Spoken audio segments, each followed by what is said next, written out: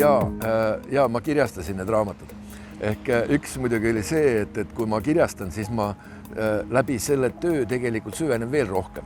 Aga üks mõte on see, et kui sa tahad heas keskkonnas elada, siis panusta sellesse keskkonda, et ka teised saaksid osa.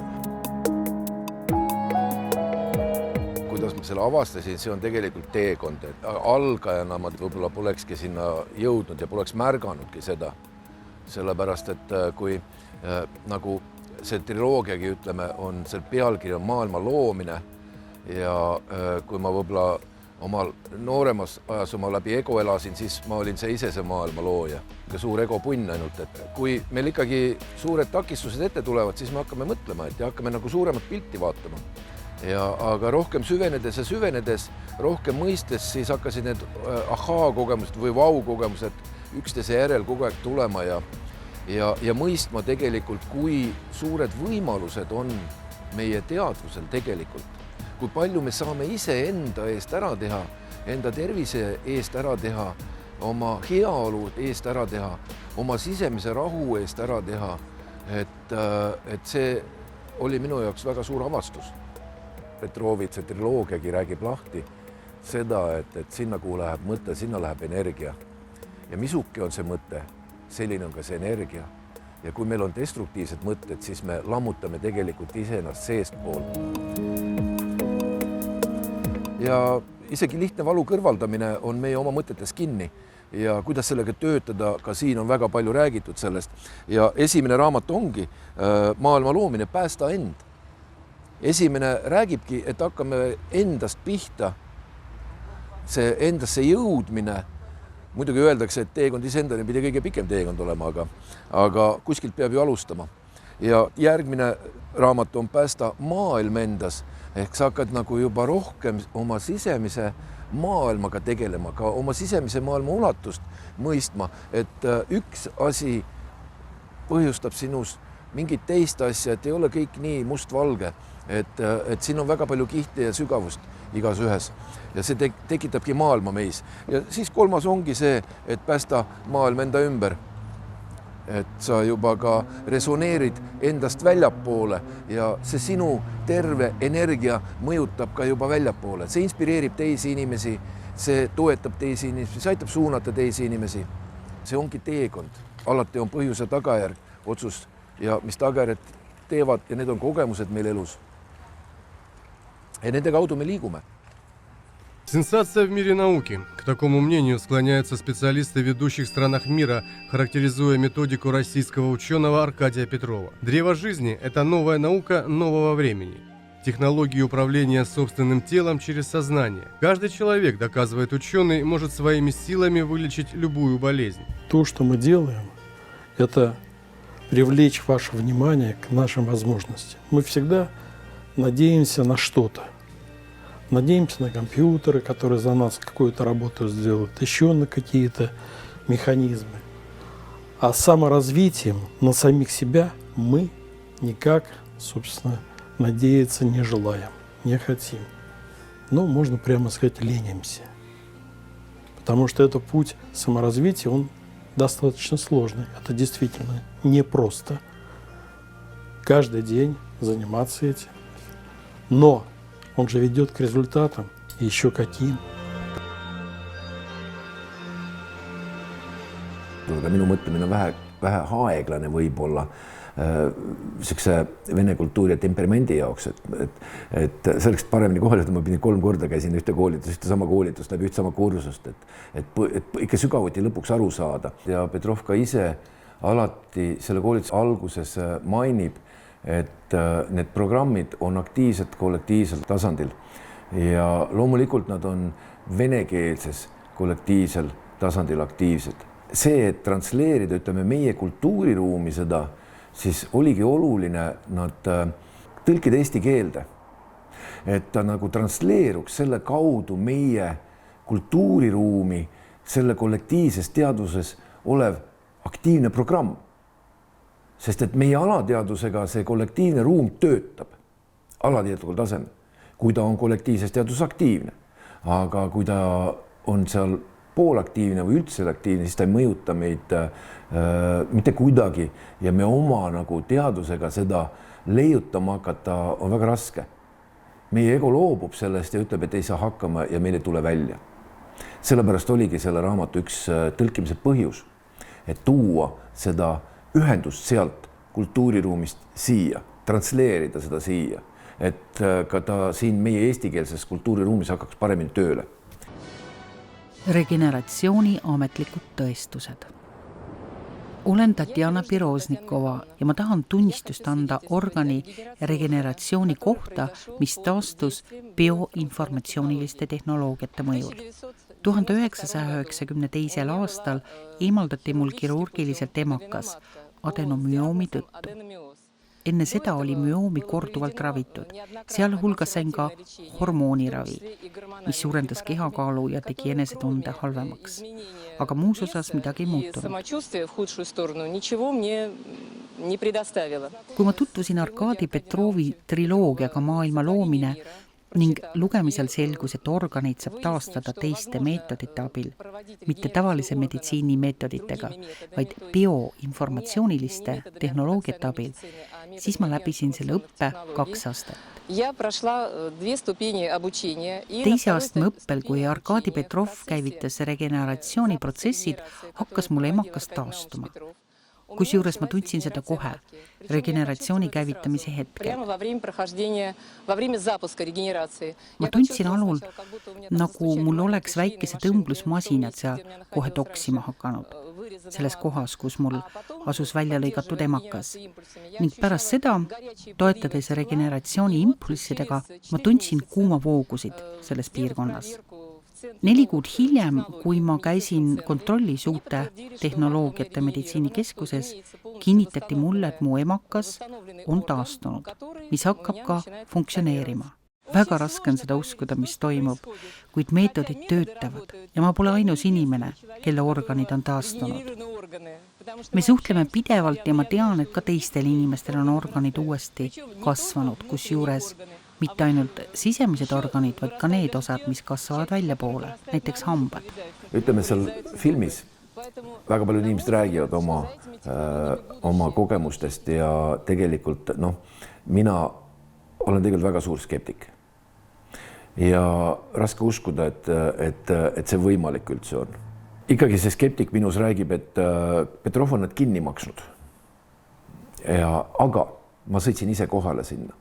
Ja seal koolitusel õpetaja kõigepealt alustab koolitust ja küsitleb, mille pärast te tulite. Ja seal üks meesterahvas räägib oma loo, et ta tuli 5 aastat tagasi koolitusele ja ta käis läbi siis põrna regenereerimisprotsessi, käivitas seal selle protsessi sellel koolitusel, sest tal oli põrn välja lõigatud, välja opereeritud ja käivitas selle protsessi. Ja lihtsalt siis elu läks edasi, käis oma koolitus ära, justkui nagu tegi selle protsessi pani käima ja läks 5 aastat mööda, ta sattus neerudega või tal küsiti, kus ta pidi neerudest pilti tegema. Ja kui ta pilti nägi, siis ta nägi, et ta oli ilus põrn seal pildi peal ilutseb. Siis ta nagu tuli edasi õppima ja sattus minuga ühte gruppi ja ta rääkis oma lugu. Ja see inimene ikka tegelikult rääkis nii veenvalt, et ma arvan, et see ei olnud kinni makstud inimene, kes oma kogemust rääkis. Et minu jaoks oli see väga suur nagu jällegi impulss, et kõik on meie uskumuses kinni. Kui me ei usu, siis me lihtsalt blokime asja ära. Üks kogemus oli küll see, et see on nagu filmiski oli, et inimene lihtsalt luges triloogia läbi ja ta nii tahtis, et tal ka niimoodi tekiks ja läheb paar kuud mööda ja tal lihtsalt hambad hakkavad kasvama. See oli ammu välja tõmmatud. Mina olen Galina Nešeretova, 56-aastane. Ma elan Kurgani linnas ning annan tunnistus selle kohta, et peale Arkadi Petrovi maailma loomise 3 köite lugemist kasvasid mul 2 ülemist jäävhammast. Mul oli suus kullast hambasild ning järsku see hakkas loksuma.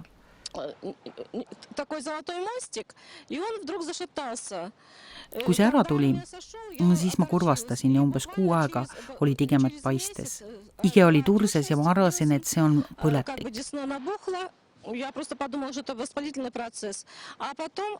Hiljem keelega katsudes avastasin, et mul on tekkinud teravad hambad. Острые у меня появились зубки. Raamatus oli selline lõik, kus autor räägib, kuidas toimub hammaste regeneratsioon ning ma mõtlesin, kas selline asi oleks ka näiteks minuga võimalik. See oleks nii hea, kui mul need hambad kasvaksid, kuid siis hakkasin kohe mõtlema, et mul on ju hambasild ning järsku tuleb mul see hambasild siis ära. See oli minu jaoks niivõrd imeline. Ma olin nii rõõmus nagu laps. Näitasin oma pojale ja lastelastele. Mul on 13-aastane pojatütar. Ja ilma igasuguse häbitundeta avasin ma suu ja nad kõik veendusid, et tõesti nii on. Nad rõõmustavad minu üle ja on isegi natuke kadedad. Kes on energeetiliselt tundlikum, siis tegelikult juba see raamatu käes hoidmine tegelikult juba loob mingisugust sagedust. Ja Petrov on ise ütelnud, et ta kirjutas need raamatud tegelikult ääretult lühikese ajaga. Kas ta ütles, et mingisugused, tal on need jätkuraamatuid veel, ta ütles 8 kuuga vist 5 raamatut kirjutas valmis. Ta ütles, et ta lihtsalt hakkas tulema. Et see on selles sealt nagu lihtsalt peentasandilt tulnud info inimese jaoks, et aeg on suuremalt mõelda. Ja aga Petrov oli see vahendaja, kes siis sõnadeks aitas panna seda sõnumit. Pjotr Karjajev, bioloogia doktor, Raani akadeemik, lainegenomiteooria autor, rahvusvahelise lainegeneetika keskuse direktor Luksemburg. Olen juba üsna kaua püüdnud sellele nähtusele kohta leida teaduses, tehes seda nii diskussiooni käigus kui ka nüüd koostöös Arkadi ja tema kollektiiviga. Ma loodan, et paljud teadlased jõuavad selles selgusele nagu minagi. See fenomen on olemas olnud juba väga ammustel aegadel, Kristuse aegadel. Siis praegu seda fenomeni kuidagi imelisel kombel teadustatakse järjest rohkem. See Petrov on siuke ise ka kirjastaja ja kui ta siit esimesest raamatust loeb, see on tegelikult väga palju läbi autori oma kogemuse tehtud ja ta siin räägib ka sellest, kus ta siis pandi suure kirjastuse direktoriks ja see kirjastus taheti siis põhja lasta Venemaal ja siis ta siin räägib juba lähemalt sellest. Inimene, kes ka mul aitas toimetada neid, siis ta on need kordasid läbi lugenud ja ta ütles ka, iga kord ma jälle avastan midagi uut ja jälle midagi uut ja jälle midagi uut. Aga tekst, mis siin sees on ka samamoodi, see on otse nagu teatud kanaldus. Ja kui keegi loeb seda sama kanaldust, siis ta ongi ühenduses selle tervendava energiaga. Ja nagu Petrov ütleb, et tema keskuses hakkab toimuma, sest ta suudab seda ühendust sinna luua. Ja selle triloogia kaudu saab samamoodi ühenduse. Nii kui seal filmis oli, et pange käsi peale ka, hakkab juba midagi toimuma. Sergei Kasakov, Moskva meditsiinisüsteemi arenduste keskuse spetsialist.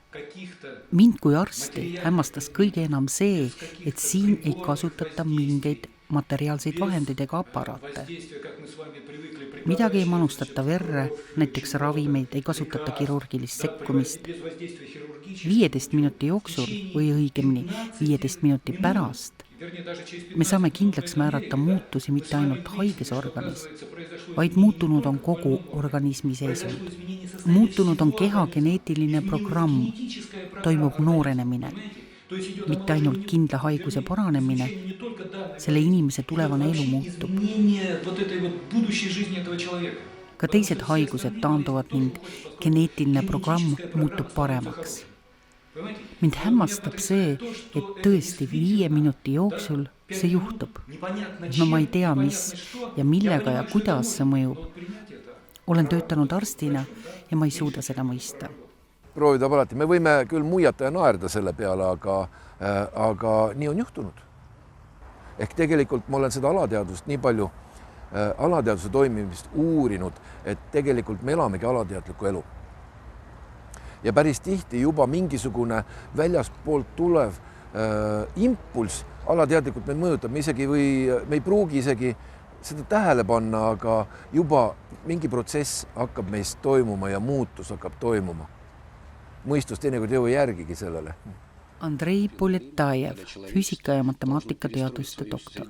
On kätte jõudnud aeg, kus inimkond peab oma elukeskkonda kohandama tuginedes mõistusele, arusaamadele endast, kes on inimene, tajuma oma kohta kosmoses ning leidma inimesele harmoonilise koha kosmoses, tuginedes mõistlikule arusaamisele maailmast. Millele te inimest üles kutsute? Harmoniseerima inimest ja ümbritsevat maailma, leidma uusi paradigmasid ehk arusaama inimesest ja ümbritsevast maailmast. Ning peale selle puhtalt praktilisi töövõtteid, mis on seotud inimeste abistamisega ning konkreetselt nende tervise parandamisega. Siis läbi koolituste me küll anname küsimustele vastuseid. Tähtis on see, et inimesed liiguks edasi, mõtestaks oma elu lahti.